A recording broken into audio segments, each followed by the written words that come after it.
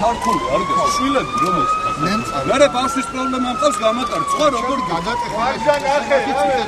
მერე რა ქნა მოკვდეს ჩემი რომ არავინ არ ხედა ტაქსი წამოდი საერთოდ გატოვი მაგრამ ფილიზელი თუ ხარ სხვაგან ნახე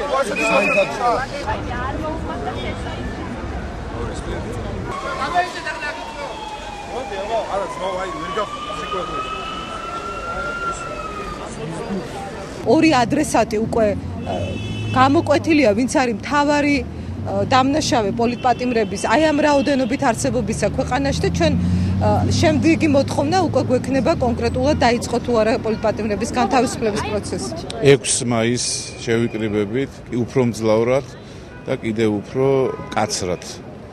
იმისთვის რომ ეს ბრძოლა გავაგრძელოთ და გავაგრძელოთ ბოლომდე, გამარჯვებამდე, სააკაშვილის დამარცხებამდე და მისი რეჟიმის დამარცხებამდე.